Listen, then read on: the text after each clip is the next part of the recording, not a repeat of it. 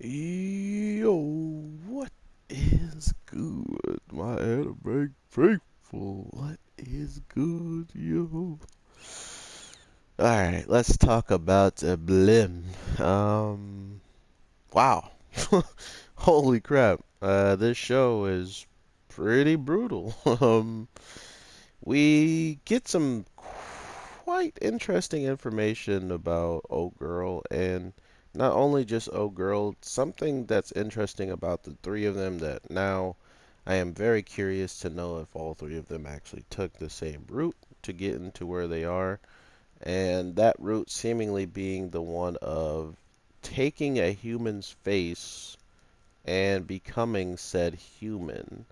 Um, I'm not really sure if they've all did that, and that's, I mean, the only reason why they look human at all is because they had to take human bodies and, like faces to look the part, and what they always look like is these monstrous looking beings the whole time, and once they remove the face and stuff, they actually gain normal skin and stuff like that. So I was pretty shocked that that's one way that our Annabelle girl has actually gained her existence as of being a human.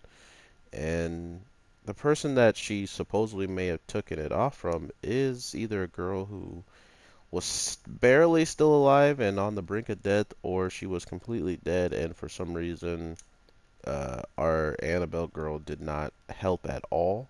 And because of that, she wanted to know if that was the true feeling of being human, asking for help and crying out for help all that you can to have no one really show up at all.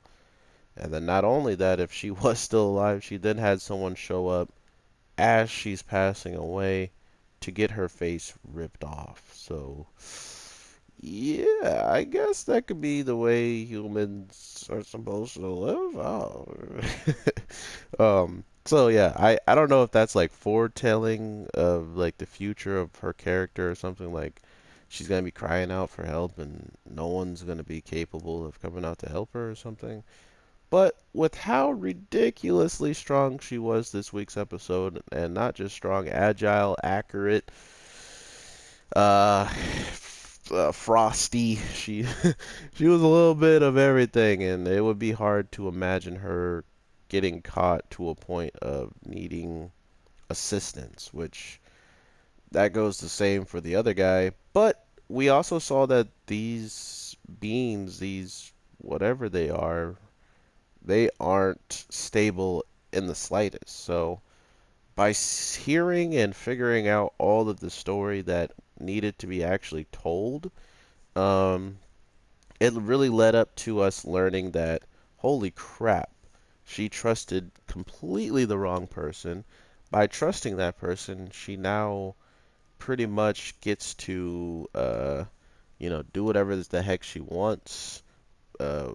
She literally just got someone murdered, and she's feeling good about, like, the girl who actually hired the people to do so. She's feeling real good about that. So it's it's very strange to me to see somebody so happy about like their own just their own doings, so much so that they practically just started bragging about it. They're just like, oh yeah, man, like you should have saw what I did to this rich girl. I sent her out and got her killed. Like, wow, you're real tough there, buddy. So I don't know. It definitely trips me out to hear how ridiculously like crazy this got so fast, and not only that, the fact that any of these characters in the city, like human wise, in the upper, if they actually knew, who was pretty much watching over them, who was pretty much paying attention to everything they're actually doing, I don't think they would do as much knowing about them being watched and stuff. So, I mean, if they still did it, then they're dumb because they're gonna get bodied. But overall, it felt like this is truly the reason why they want to become human is because if they don't become human, they could become the next worst thing, which is this overly powered, like acting like a dog, foaming at the mouth, like monstrous being. And I feel like that would definitely help a little bit with their, their anger or something. I mean, if you look at her once she turns, like she's completely like not herself anymore. She's straight up smelling the human like a dog before choosing to grab the throat and straight up strangle her to a point where she starts changing colors. So it's very interesting to me that anytime we see stuff like this, it usually leads um, to that weird overall, uh, notion of I need to do this for a reason, and her reasoning seemingly being everybody who's kind of, doing wrong to people and just treating them like crap feels like she's the one who's going to be the, there to change that. She's going to be the one to make people feel a little bit more secure in this area, at least, now with people really knowing that if you do something bad, you might even lose your life and stuff. There's a good chance that people will start changing their ways real quick after seeing what was transpiring, right? So, I don't know. I'm interested in seeing if that is the case, if they actually, kind of, um, oh my God, I'm killing people in the wrong area, man. If they kind of change their ways, in the town, but that's why the cops are around too, and they kind of give us their perspective of just like they are human and they still hate the people that inhabit the uppers because Elaine, the person who actually caused all of this trouble in the first place, she was the one who pretty much put us in a position to have these monstrous people showing up and, trying to right wrongs that they feel are wrong. And because of that, it's almost like they're losing themselves because of it, right? Like they're not supposed to be the ones doing such things, and because they are, it's now putting them in a position to just feel um, even more at fault than they already were. So I don't know. I'm interested in seeing like what can they actually bring all together with these characters, ideals and stuff like that. Because from what I'm understanding, or from what I'm seeing as a whole, is a lot of people um, prevent the guards from guarding the cannon. So where's the cannon? Um, it just feels like a lot of people in this show are going to be like misunderstood at first, and then like we saw in this week's episode, truly show their real colors and probably get bodied for it, right? Because as I see it, they're really cocky as of right now. Like they don't even care that they're causing all this trouble, that they're causing all this pain. And because of that, that's what really drives me to believe it's going to be hard for these characters, these monsterish wannabe human characters, to do what they want to do and help because of how much could transpire from what they do. Anything they really do and take out in the city could make more problems come their way in some type of way, shape, or form. And I think that's one of the bigger things that have been an issue, in my opinion, for the cops and stuff like that. So if they do figure it out and have, humans straight up, uh, you know, oh, how was I supposed to prevent that? If they have people straight up understanding that there's no way to really live any other life in this place besides the one of, fear of what could be out there and stuff. That's what kind of is ridiculous about the show is these guys who are humans have like almost zero idea what's out there.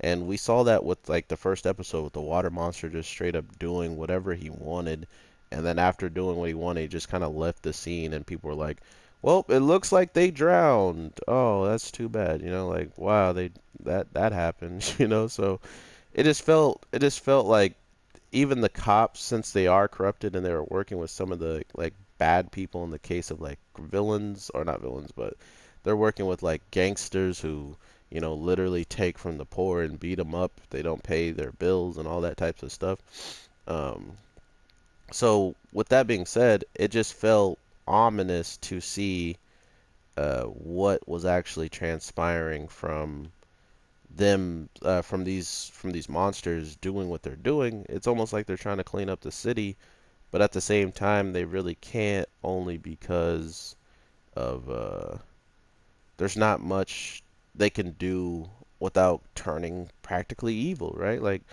we literally see her about to lose it all because of this situation, and I think that is more telling for me watching this show than anything, because of how much they put into these characters wanting to be humans. They put so much into them wanting to understand, what being human is and all that. So I'm just hoping it plays a much bigger role and doesn't fall short or fall flat on its face.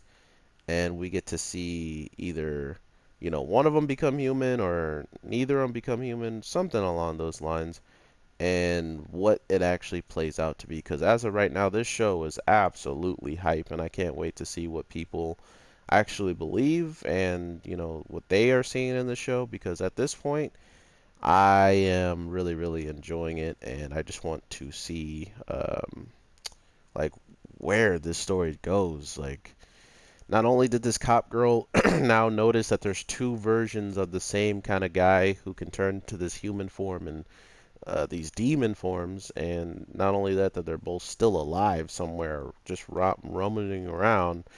That kind of puts on into perspective too, like what could happen amongst the humans and these overall groups of people. So let me know what you guys are thinking about this week's episode.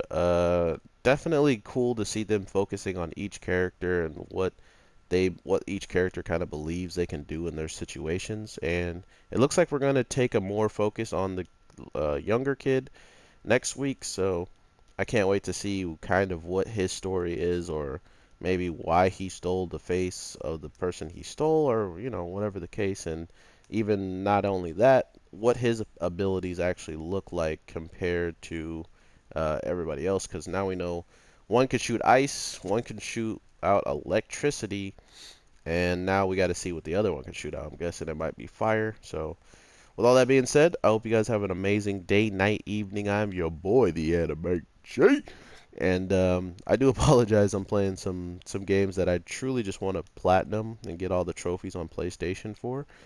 And with that being said, I will definitely be getting any new games that come out that I can record on and have that in the background for you guys as soon as possible.